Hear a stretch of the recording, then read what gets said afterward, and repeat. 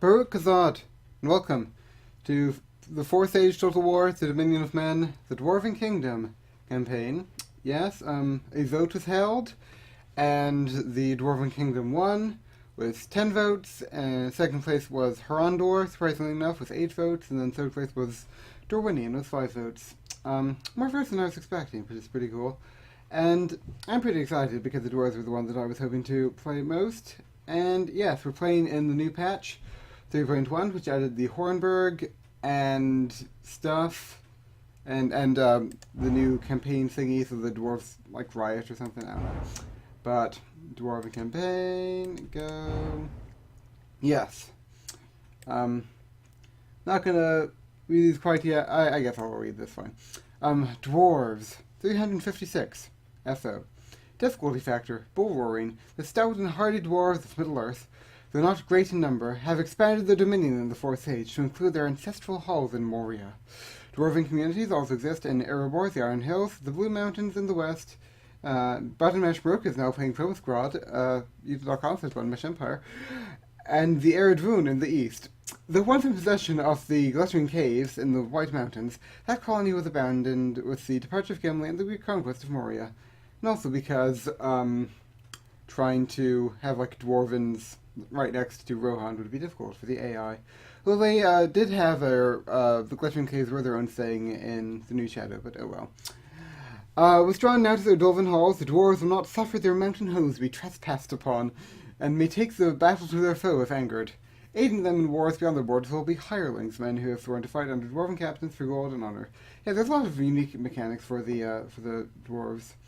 So battle difficulty is recommended to be bull roaring. We're going to have our unit size in the smallest possible because we've had latency, derpy issues because of the Tulka potato, and such things.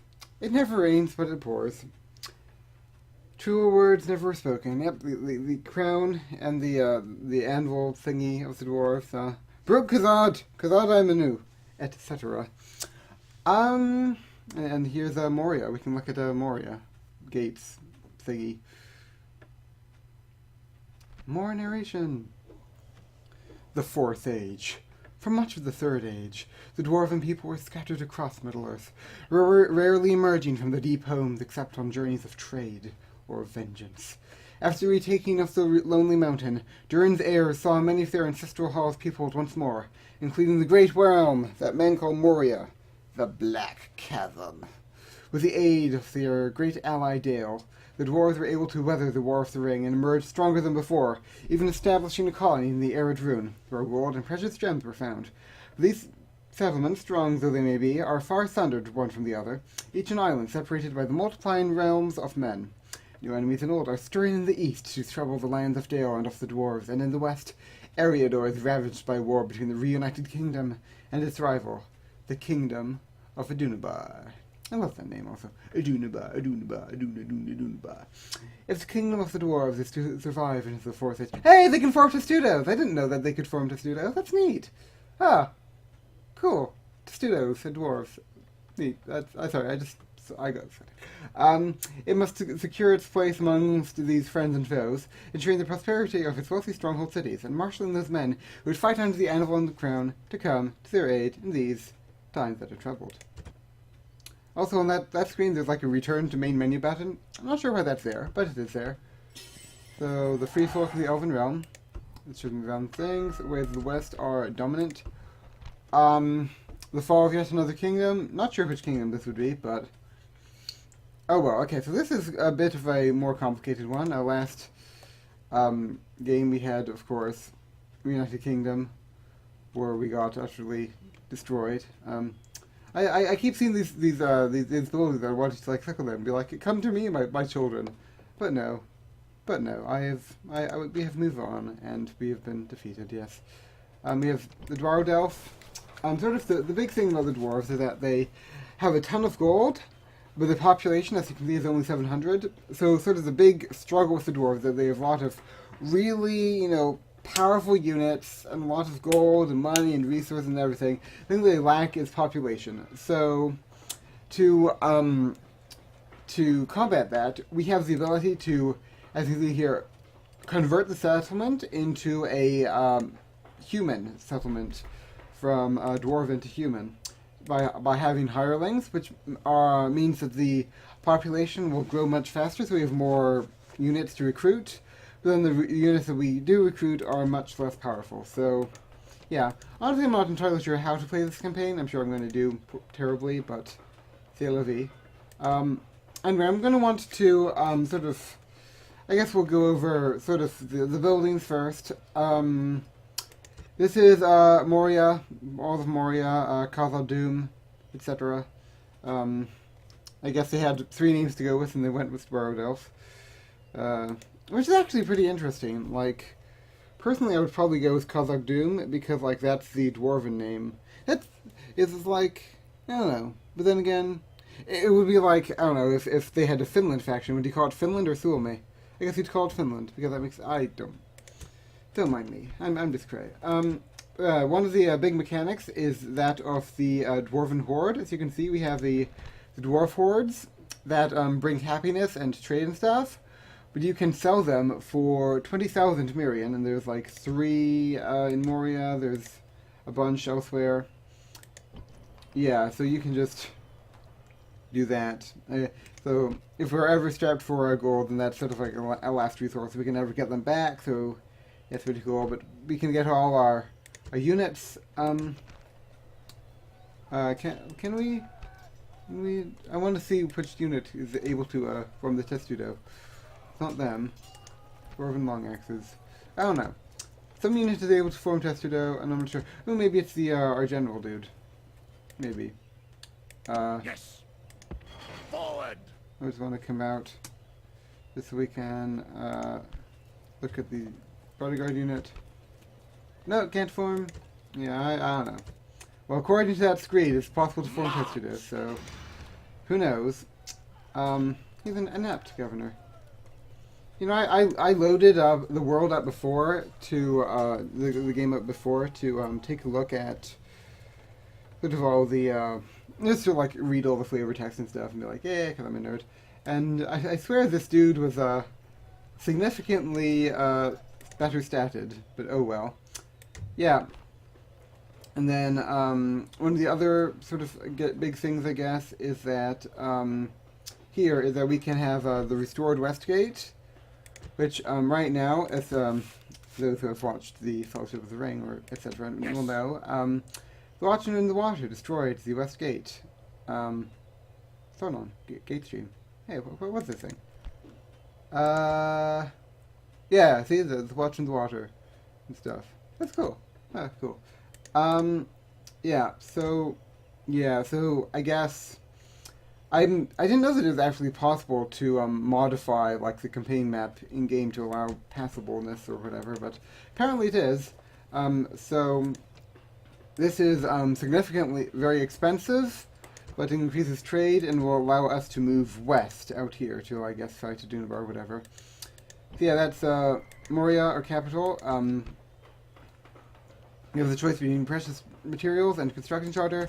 I'm going to choose to do the construction charter because I'm wanting to really build a lot there, sort of, because this is sort of the one that's, once we construct the Moria Gate thing, this is going to be closest to our adversary, so I guess it's going to slow down and attack, I guess. Why is this, I don't even know. Why is that the orange? I don't know. Yes, we have this here, and then we have 7 cities total. Up here in the Blue Mountains we have Gablin Soul thingy. Not much here.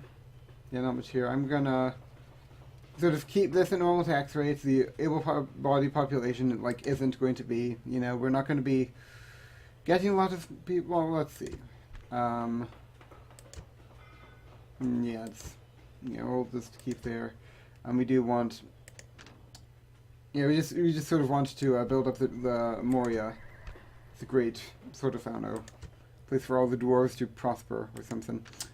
And then Hollowbold, much the same. We just have all our stuff, normal tax rates and things. Mines, we can make deep mines. Do we want to make deep mines? We don't really want to make deep mines. Yeah. And there's not much here. Sort of the Reunited Kingdom and the Elves stand between us and the enemy. I'm sure our people will remember that, like, Tharbad is down here, but I don't expect Tharbad to declare war on us, so these two cities don't face many threats, so I'm just gonna sort of just milk them for profit, and besides that, just let them do what they do. One thing I want to do, just before I forget, is it's important to get trade rights on the go, so I'm just going to get ourselves an emissary. Yep. And then we have, up here near Dale, we have Erebor. Far over the misty mountains, Lord, etc. Yeah, I guess we'll work on the precious materials charter thing, which will, yeah, I guess, I don't know, money, I guess. Try to, oh, that's a lot of income tax rate, because I want to look at the settlement details. Scroll to summary. Is, yeah, just, I guess we have that's a lot of trade going to Dale. Wealth. And hopefully we will have more trade if we do our thing. Yep. I'm gonna, I guess we'll, yeah, now we'll have this be, does this even, that doesn't even help. We'll have it be like that, it doesn't even help much. That thing is losing, construction charter, Dwarven engineering tavern, hall of tomes, Tulkasthevaliant trade houses. That city doesn't really have much in the way of things to trade. So I think I just want to, with a tavern. Yeah, non-tax minimum fighter plus -2. Is that like, I don't even, I've never, like, is it like, are you like gaining? I imagine it means that you're just going away too. I don't know. Yeah, we don't need this. We don't need this. We don't need that. So yeah, that city can just sit there. Razdoom up here is sort of its thing. There, it says there's the Great Dwarf Road is here, that you can also build roads. I mean, you already have a road. Why we need a road, I do not know. A fort is that's cool. I wonder if that's like an actual fort, like, yeah, I guess that looks like an actual fort, like not the like Amon Sul, the forts that are also settlements, but an actual fort that is like game mechanics by the fort. Cool. Yeah, we'll just let that tax rate can be there. You can build Iron Hill dwarf thingies here, but I'm not gonna. Yeah, we're just gonna deep mines, I guess. I don't know. Well, so is that? Sorry for being contestant, scatterbrain derpiness as always. Then Narag Zigel is here. We're gonna. I guess we can work on the. Yeah. So I want. So sort of. I'm gonna take this down. I'm gonna get construction charter. I want Narag Zigel and Moria to be sort of my two sort of big cities. And then I'll let my other cities sort of chill, I guess. Sort of the big problem that I made in my Reenacted Kingdom campaign is that I turtled when I should not have done and allowed my enemies to gain the advantage and swarm and destroy everything. Like, I was all focused on building things and other such things, and then that just allowed my enemy to gain the advantage because I was played too defensively. Which makes me wary about playing the dwarves defensively, but I don't know, I just feel like, you know, the interesting thing is that even though we are really spread out, we don't really have many enemies. Like, these two cities don't have anyone. These cities are protected by Dale. Not even sure if, like, North Rune can, like, get up there or something. So the only, and up until such times we build the Moria Gate, Dwarldelf only is protected by the elves. So the only sort of city that is under threat is Narag Zigel, and even then Dorwinian and Ravanian are sort of mostly the good guys. So yeah. I will talk to them. Go on. I wanted to look at getting an alliance and trade rights and propose. And value, I will give you map information in exchange for map information. No, I'm okay with it, sure. We're special friends now. War of the Dwarven. And now Northrune is up there, but I'm not really concerned about Northrune for the time being. Yes, master. I'm gonna send him down to try to befriend Rovanian, and then here near Agzigal, I'm just gonna try to fight off the hordes of Rune. Never saw met Rune last game, but I've met them before in the New Shadow. They're not to be trifled with. And apparently there's an island in the lake here, which I don't think we can conquer since it's difficult for the dwarves to get out of ships. What else is there to discuss? Not entirely sure.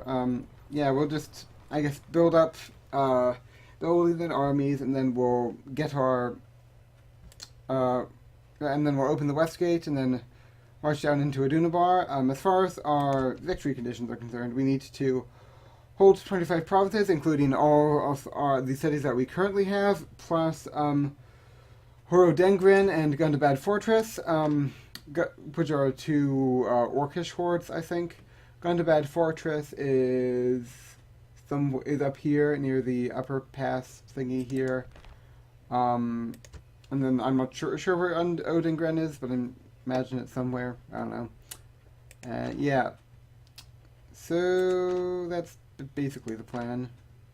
We have, like the go is the construction charter in the top. We're going to once we get our construction charter, we're gonna work on building our So basically, we just focus on upgrading Dwardelf and Naragzigal, and then we'll push out and destroy. And yeah, that sounds like a good idea to you? I hope it sounds like a good idea, because away we go. 17 minutes in. Tulka Exposition. I wonder how many views this video will get. The previous one is up on like 1,300, which is pretty darn cool. IMO. Last season's report is we made money, and project report is all sort of construction charters and things. I'm gonna get like a deep mines. Exploit wonder, ±2. Do I want to get the wonder thing? I guess I sort of do. Do I? What do I want to do? What do I want to do? I will work on... I don't... think that I'm not sure whether this like makes my money go up or down. This is something I probably should know, and someone could let me know in the comments below. But yeah, stonemasons workshops. Effect reduces construction costs. I will do this. Or there's this, which is reduces speed. Oh, reduce the cost. Yeah. And precious metals charter. Goldsmiths is increasing tradable wood and stuff. Gem cutters is make it easier for taxes to be collected, and gemstones, and not entirely sure what the difference is here. But I guess I like they're the same. They cost the same. We'll go with gems, I guess. Because why not? Just get our stuff on the go, and then here, go. We are going to exchange houses, increase in tradable goods, and sure, we'll do that. Let's get all our construction costs down. It'll be great. It'll be great. And then, yes, then our dude here, Your Honor.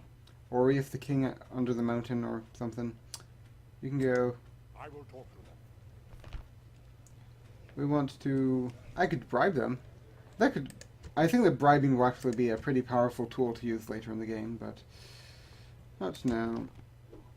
I just want to befriend them.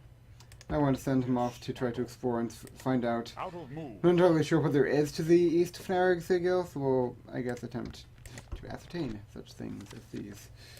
Everyone's at war with Rohan. I will, if Rohan starts to lose the war, then I will swoop down and help them. We do have vision of Rohan, as per the special alliances thing, so, yeah. Agent recruited in the Dwarven an emissary. How's our population doing? 706. That's wonderful. Anyway, yes. Cursor's feeling really slow for some reason. I don't know. Your Honor. Send him off to Tulkasthevaliant, which is this the capital of the elves? I'm not sure. I imagine it should be. Alliance and trade rights. Yay! And then again, we can't give map information because we already know everything they know. Okay, so that should, in theory, help our trade quite a bit. In theory. Let's look at the trade. Trade, yes. Some of the details. Trade thingy. Import to Tulkasthevaliant. Yeah, so doing that just gave us 158. So I'd say our emissary friend was worth his cost. I'm gonna go try to. We're already super allied with Dale, so we don't need to negotiate with them at all. I need to go to. I don't even know. Lists, agents. You. Sir. Yeah, you. Tulkasthevaliant. I think we'll send him off to the Byrnings. Yes, my lord. Out of moves. Just try to get trade rights with all the good guys, and yeah, away we go. Rodolph, yeah, just gained 2,000 or whatever. Neat. That's what trade does, though. You know. Also, the elves can probably trade with my cities in the Blue Mountains. Yep. It's all good. I see the support is less money. What are we projected to do? We're projected to gain money. Fun. There's lordship. Everyone got lordship or something. Okay, I'm okay with that. And then war declared on Rowenian and North Rune. North Rune is the bad guys. We don't care about them. Do you care about them? I don't care about them. Emissary, and then our dude here. My lord. Yes, master. Yes, master. So this is Out of Rune. moves. Is this Rune? Yeah, this is Runic land. We're gonna just try to keep being friends with, so our Tulian friends are going to be trying to fight off Rune here in support of the two Polands of the world, and then trying to fight off Adunabar to help the Reunited Kingdom. Then if we help the Reunited Kingdom, then they can help Rohan, and then everyone wins. At least that's the hope. I'm going to, I think, I'm going to keep just building up our forces for a bit more, and yeah. Anyways, this is going to be a bit of a slow start here, but, I mean, y'all voted for the dwarves, so get what's coming to you, or something. The Empire of Harad. Did I remember to move my Lothlorien emissary? I don't think I did. I don't know. I'm sure I was very derpy, whatever I was. Frondor. It's odd that Frondor came in second, though. I don't know. People seem to have a fondness for the Polands of the world. Yeah, just before I forget, we're going to move our Awaiting your command. precious emissary up. We'll probably bribe Adlang, what's more, but it's probably a good idea to do. Yes, my lord. Do I want to do that? Nah. We're going to focus on, just focus on Adunabar and everything, yeah. That'll be fun. So, everything happened. Receiving support is Paid money.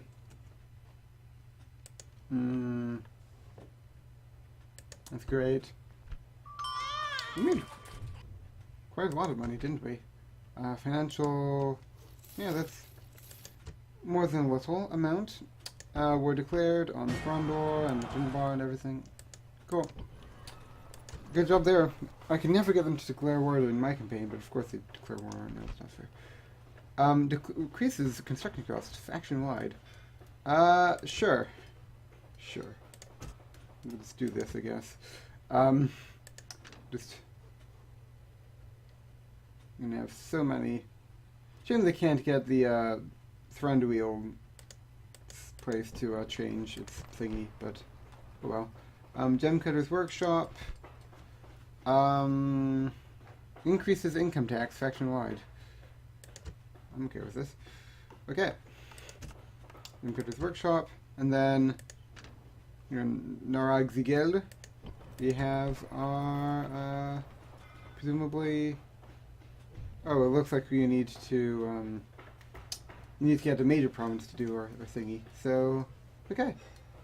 I am going to work on land tax revenue modifier. Sure, we'll just do this, I guess. And then, yeah, there goes everything. So I guess that's our first episode done. I think, what am I going to do now? Dwarven Kingdom.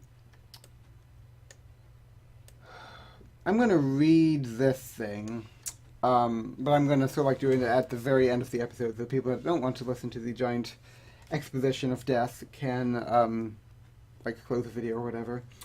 So, yeah, just thank you for watching. I'm going to have fun with the series, even if I fail or whatever. Yeah, I rarely ask this because I know it annoys people, but do subscribe / like if you enjoyed or whatever. And also do leave a comment. The viewer feedback is the only reason I'm actually still doing 4th Age Total War, because I sort of feel like, at least for the Reunited Kingdom, it's sort of like the worst series I've ever done on my channel, just because, you know, it's just so good. You know, this game, I just always get, like, sucked into it. It's just, like, can't focus on commentating because I'm too busy focusing on having fun, you know? But, people said they enjoyed, so I guess if they enjoyed, then I also enjoy. Yeah, I've never used these zoom in / zoom out things. I could probably do that more. Yeah. Well, I will now read this thing. Goodbye. The Dwarven Kingdom is the last mighty bastion of the 7 kindreds of the dwarves, comprising lands as far apart as the arid Lewin and the Iron Hills. In order to preserve its strength and secure its place in the 4th Age, the kingdom must hold its own and expand, especially to the ancestral halls in the Grey Mountains and Mount Gundabad, where Durin the Deathless first awoke. Many battles with orc hordes must be fought before these remote places can be claimed and cleansed. Where are the Grey Mountains again? I don't even know. Do I know this? The Grey Mountains are somewhere. I don't know. I don't know. We'll find out. That's actually pretty relevant. I'll find that out later, I guess. The dwarves hold a strong alliance with the Bardings of Dale, who will shield the lands about Erebor from foes to the south, allowing the dwarves to focus on other threats. And the dwarves' familiarity with the ways of men allows them to recruit hirelings, managed warriors, who serve to increase dwarven armies when they must campaign beyond their own mountain fastnesses. These troops serve for pay, but their loyalty and ability is greater than that of other mercenaries. As the dwarven holdings are scattered over the breadth of Middle-earth, hirelings will be becoming necessity in wars against the enemies of the dwarves. Dwarves themselves are, of course, strong warriors, exceedingly eager for battle against foes who have wronged them in the past, and boasting the mightiest armor known in Middle-earth, or more. Dwarven craft has allowed their kingdom to construct powerful engines of war and mighty defenses, and also apparently form Tessudo, although I have yet to see any evidence of this. The renowned wealth of the dwarves is manifest in the many dwarven hordes that have been built up over the centuries in their scattered holds. Wealth begets wealth, but at need these hordes may be sold to significantly boost their treasuries. But While Dwarven lands may be easy to defend, they are also isolated, and some are threatened by strong enemies. Dwarven troops may only be recruited from their own homelands, but few children are born to Durin's folk, and the dwarves lack any mountain force of their own. We must rely heavily upon hirelings and mercenaries. It will be necessary to take the fight to the foe if the dwarves hope to maintain their independence. Yep, thank you for watching. I'll go look up for the... Well, that's a problem. Well. Okay. I'm gonna, move armies up there. We'll do that. We'll do that next episode. The people that left can see. Okay. Bye.